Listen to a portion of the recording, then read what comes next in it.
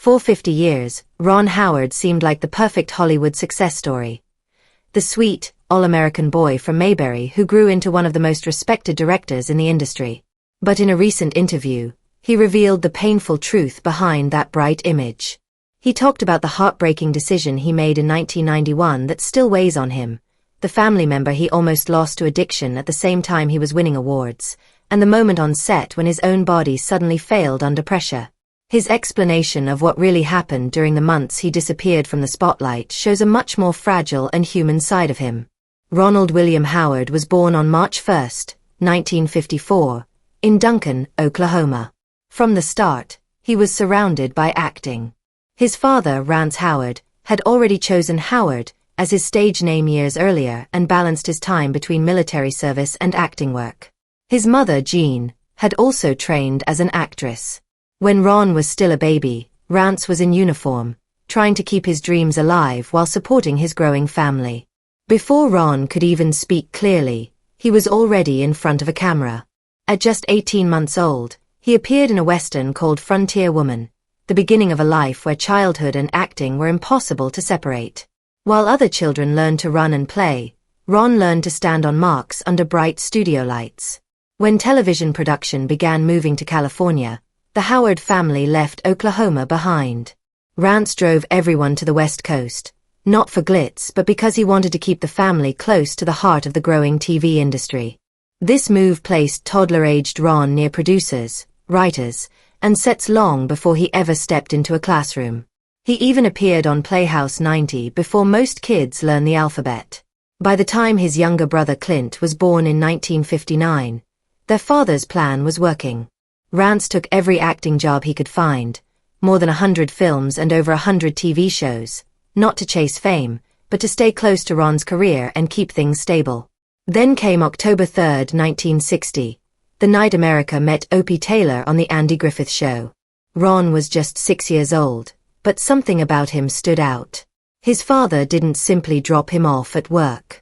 He pushed the writers and producers to make the father-son relationship more genuine, and Andy Griffith agreed. That handshake between Rance and Andy helped create the emotional core of the entire show. Rance even appeared in several episodes, always staying close while Ron handled responsibilities most adults would struggle with. For 8 seasons, Ron grew up inside a world that looked like a simple small town on TV, but behind the scenes, it was full of long hours, adult expectations, and a complicated mix of work and affection. Despite his fame, Ron's home life was normal and modest.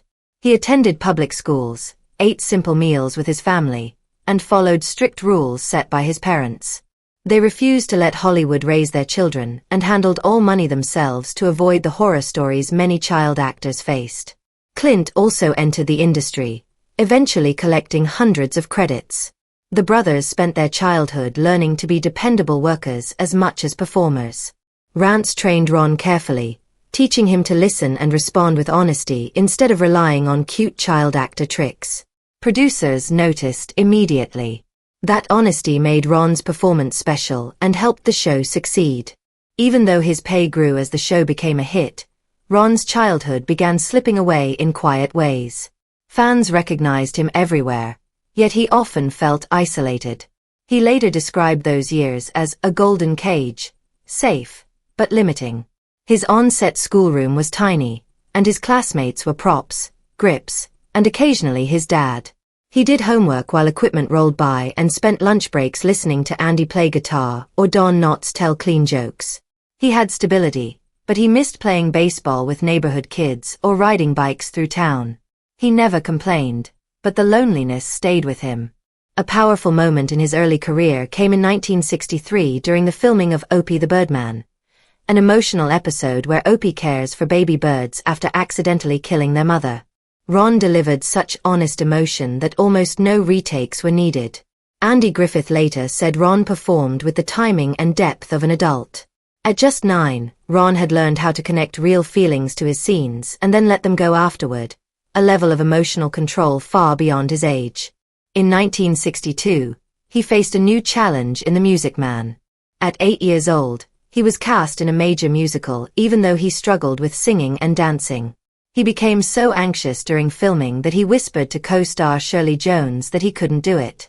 She helped calm him, and the crew adjusted the shots to hide mistakes while still capturing the innocence that made his performance unforgettable. Behind the scenes, Ron memorized everyone's lines, not just his own, acting out scenes with dolls as if he were already a director. Shirley Jones later said she could see the director in him even back then.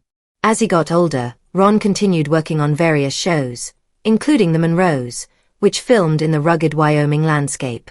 When the show was cancelled after one season, Ron felt rejection for the first time and blamed himself. The pain of that failure stuck with him. When the Brady Bunch pilot came along in 1968, Ron was invited to audition but turned it down because his parents insisted on maintaining a balanced home life. One parent always had to be available, and Ron longed for a more normal teenage experience. That choice ended up shaping his future. Just a few years later, in 1974, he became Richie Cunningham on Happy Days, a role that carried him into adulthood and gave him the confidence and financial freedom to become a director. His agent also secured a remarkable deal, giving him residuals from the Andy Griffith Show reruns, around $50,000 a year, more than some professional athletes earned at the time. But the Howards stayed frugal, saving their money instead of living lavishly. Ron even lost $25,000 investing in a go-kart business with friends, a lesson he never forgot. On April 1, 1968, the final episode of The Andy Griffith Show aired. Ron was 14, and saying goodbye felt heavier than he expected. He knew the set like home, and the cast and crew like family. During that last week, people took call sheets and props as memories. Andy and Ron spent long moments talking, as if they both knew a special chapter of their lives was ending forever. Their final on-camera goodbye on The Andy Griffith Show was quiet, but Ron felt a deep shift inside him. His entire childhood had taken place just a few feet away from a camera lens, and now that world was disappearing. He suddenly had to figure out how to simply be a teenager. Within 2 years, he was going to school while racing between auditions, trying to balance normal life with the only career he had ever known. The moment the Mayberry sets were taken down, the next chapter of his life began without slowing down. In 1974, when Ron was just 19, he walked into Gary Marshall's office and unknowingly changed his future. Unlike the other actors auditioning for Happy Days, he didn't dramatically perform the lines. He just sat down, acted natural, and ordered a cherry phosphate as if he were already Richie Cunningham. His chemistry with Henry Winkler was immediate, unscripted, and so genuine that Marshall saw the show come alive right in front of him. ABC was unsure at first, worried that the kid who had played Opie might not be believable as a teenager anymore, but Gary Marshall pushed back. Ron signed a 5-year contract worth $7,500 per episode, beating out dozens of actors simply because he felt like someone everyone could trust. That honesty led him to appear in 255 episodes. By season 5, Ron was 23 years old and still playing a cheerful teenager. He began to feel locked into a role that no longer matched the real world. The Vietnam War filled the news every day, yet Richie Cunningham never reacted to it. Ron wrote a detailed 3-page letter to ABC asking for more realistic stories, including one about Richie facing the draft. The network refused, afraid of upsetting advertisers. Instead, small hints were added, Richie reading about the war in a newspaper or mentioning deferments.